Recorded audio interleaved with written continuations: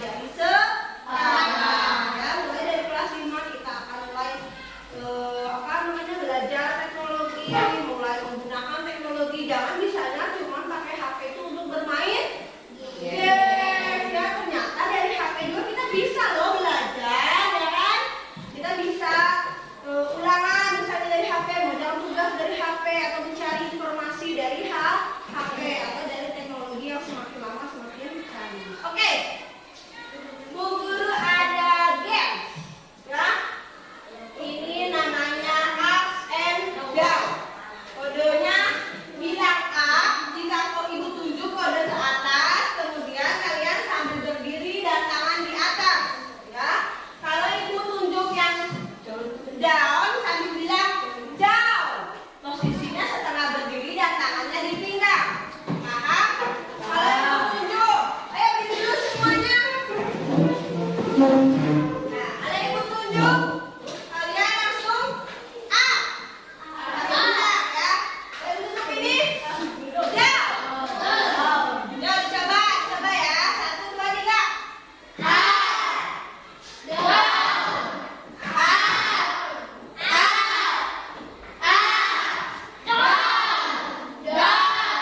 Oke, udah bisa. Oke, kita lanjut. Jangan dulu. Kita bermain. Siap? 1, 2, 3.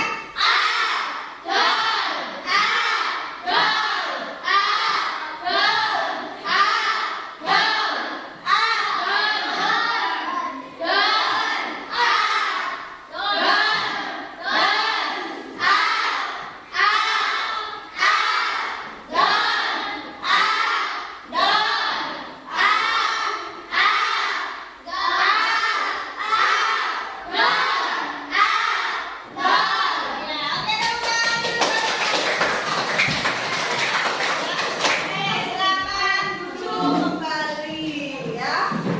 Oke. Nah, permainan tadi, jika kalian sadar, permainan tadi itu membentuk sebuah pola atau kode. Ya, tadi kan ada yang up, down, itu seperti pola ya. Ke atas berapa kali, ke bawah berapa kali. Nah, sama halnya dengan yang akan kita pelajari hari ini. Kita akan belajar pengetahuan paling mendasar dari ilmu coding, yaitu berpikir komputasional ya. Kalau ada yang bingung boleh sambil dicatat ya. Jadi kita sekarang akan belajar ilmu yang pengetahuan yang paling mendasar dari ilmu coding, yaitu berpikir komputasional ya. Oke, masih ingat kita akan belajar tentang apa? Berpikir komputasional ya. Oke, tujuan pembelajaran kita hari ini, kalian atau siswa mampu memahami konsep dasar berpikir komputasional dalam kehidupan sehari-hari ya. Nah, ternyata berpikir komputasional atau cara berpikir coding atau komputer itu kita bisa terapkan dalam kehidupan sehari-hari. Kemudian yang kedua, tujuan kita adalah mampu menguraikan dan memberi contoh penerapan berpikir komputasional untuk menyelesaikan masalah sehari-hari. Bingung nggak? Bingung nggak? Enggak, benar ya? Bisa ya? Kalau bingung apa bingung, Bu? Iya, bingung ya. Pasti kalian masih bingung nih sebagian besar. Karena bahasa-bahasa ini mungkin baru ya buat kalian, baru kalian pahami dan baru kalian dengar. Apa sih berpikir komputasional itu? Nanti kita akan bahas. Oke, kegiatan hari ini kita akan belajar konsep berpikir komputasional dan contohnya. Kemudian kita akan diskusi kelompok, kemudian nanti presentasi ya. Perwakilan kelompok akan presentasi dan kemudian kita evaluasi. Arnold, tidak mainan ya. Oke, kalian kasih tahu aplikasi-aplikasi di bawah ini. Kau sudah mengenal?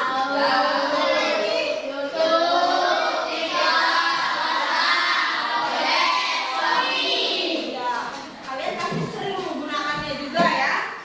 YouTube pasti sering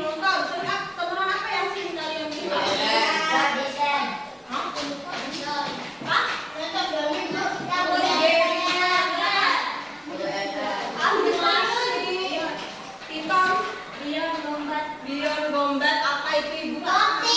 Ternyata kalian lebih ini ya, lebih banyak lebih tahu, banyak mendalam ya. Kemudian TikTok, pasti cewek-cewek TikTok ya. TikTok pasti nggak asing. WhatsApp, siapa yang nggak tahu WhatsApp? Habis nggak tahu WhatsApp? Kenapa nggak tahu WhatsApp? Nggak pernah pakai. Ya, yang kenalkan siapa? Ayahnya ya. Iya. WhatsApp itu aplikasi untuk apa? Komunikasi, bisa kirim dan terima pesan, kirim video atau telepon video, telepon juga bisa ya, Abis ya. Nanti cari tahu di rumah ya, Bi. Kemudian Gojek. Nah, mungkin memang ada yang nggak tahu. Gojek tahu untuk apa? Pengantar. Iya, aplikasi ojek online. Karena kita di Kalimantan di perkebunan ini mungkin nggak ada ya Gojek itu. Tapi kota ini sudah tidak asing. Kemudian Shopee. Online siapa yang sudah tahu Shopee ya?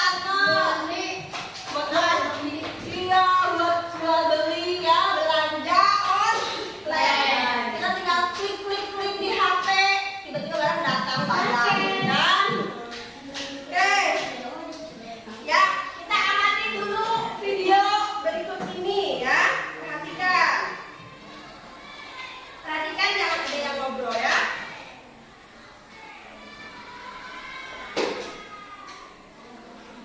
Teman-teman, sebelum nonton videonya, subscribe dulu channel Bobo yuk. Aktifkan loncengnya ya.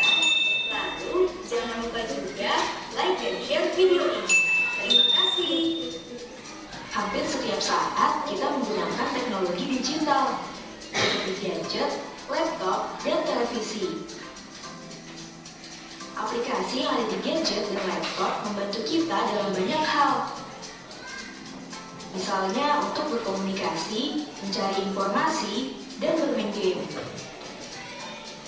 Nah, cara kerja aplikasi di gadget berasal dari coding. Apakah teman-teman tahu apa itu coding?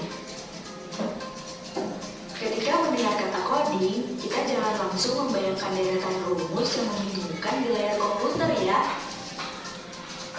Coding adalah bahasa pemrograman komputer. Kita seperti membuat bahasa baru karena coding menerjemahkan bahasa manusia ke dalam bahasa komputer.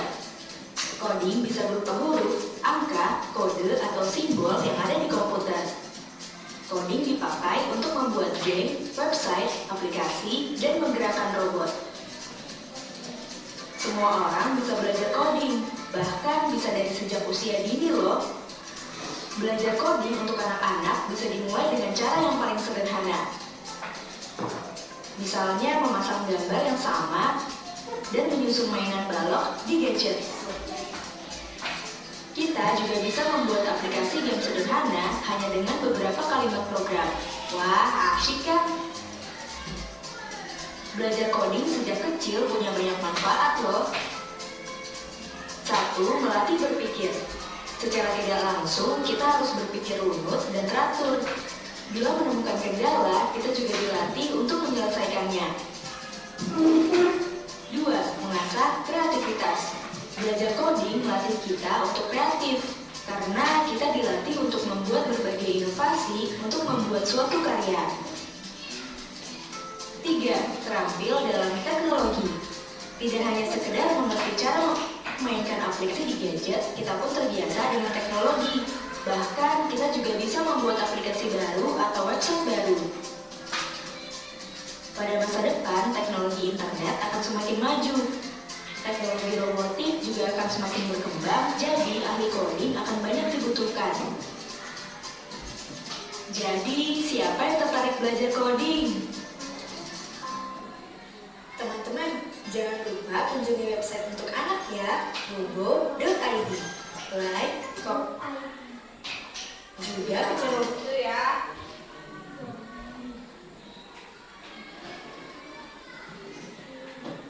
Nah, oke. Itu tadi katanya coding itu apa? Cara berpikirnya komputer.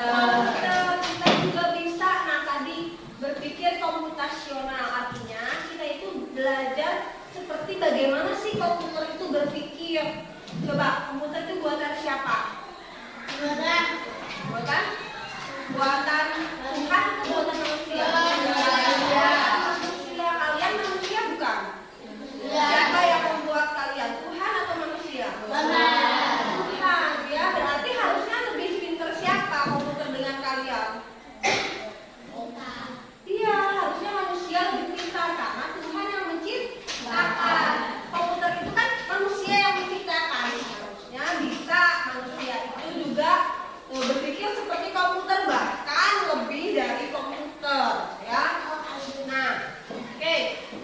dijelaskan di video.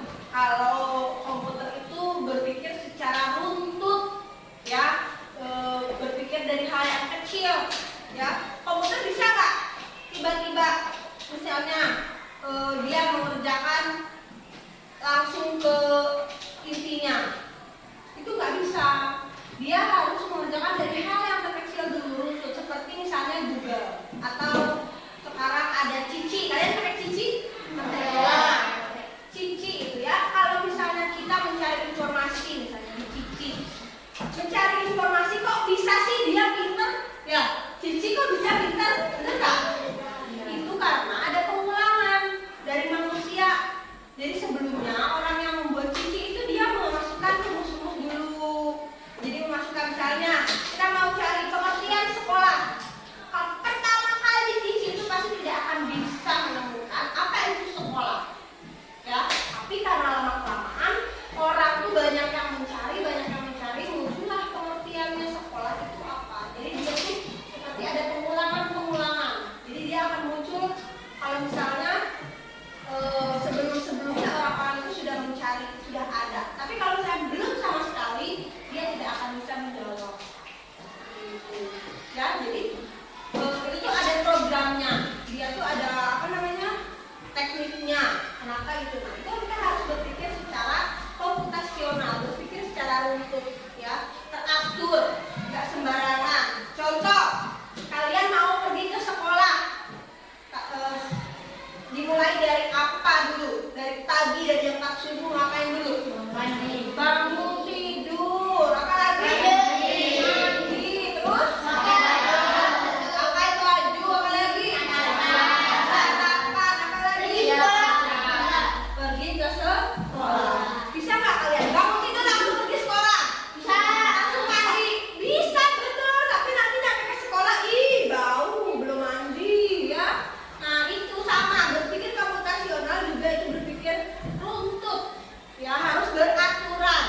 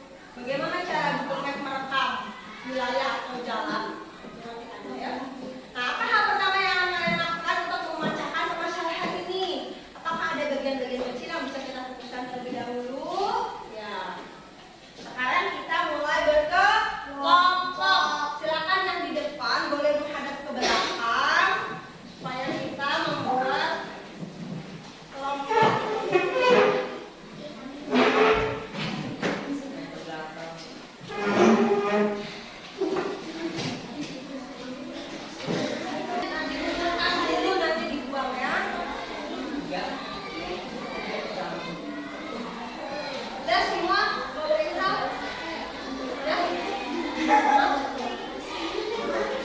sudah semua? Ini sudah semua? Ya, oke. Silakan dari kelompok 1 depan presentasikan yang ini. Yuk, perwakilan saja. Siapa? Masih bisa? Sudah mau?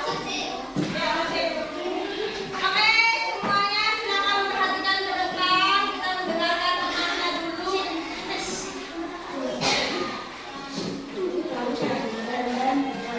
Yuk, sudah menghadap ke depan semua. Insal, kalian.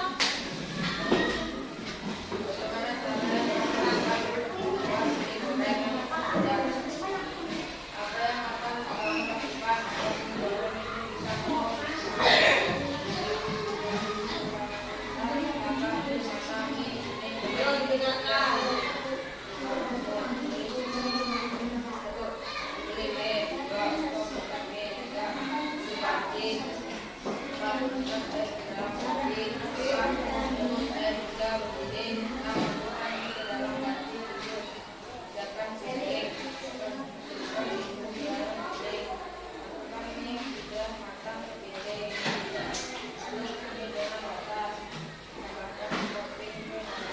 Ya, oke, tepuk tangan dulu. Yang pertama kita membeli mie ya, kemudian membuka bungkus mie. Ambil panci, masukkan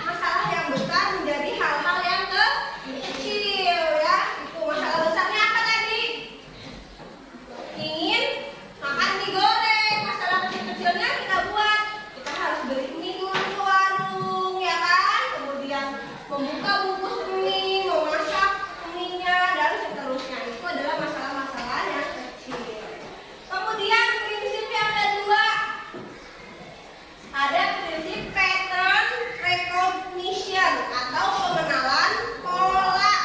Ya, pengenalan pola tadi yang Ibu bilang itu adalah yang kedua, yang ini. Ya, ini membentuk pola ya, warnanya kuning, pink, kuning dan seterusnya ya, kuning, pink dan seterusnya. Nah,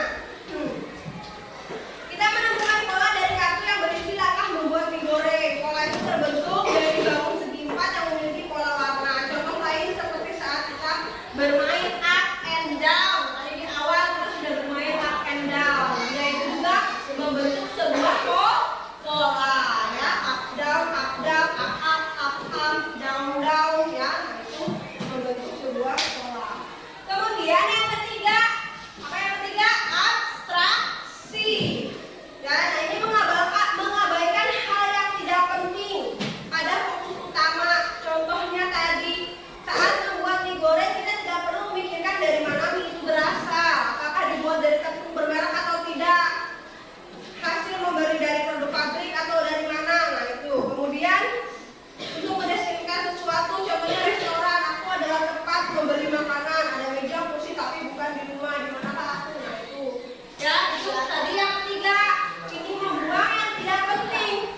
Abstraksi. Jadi kita fokus pada yang penting-pentingnya saja. Yang mana yang harus kita buang. Contohnya tadi, kecap harus merek B. Apakah iya harus merek B? Kan tidak usah. Boleh merek apa saja. Boleh merek A, boleh merek Z, boleh merek C. Nah, itu bebas.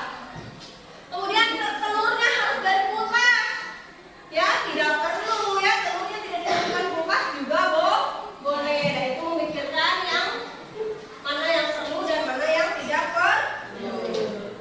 Yang terakhir, berprinsip algoritmik atau berpikir algoritmik.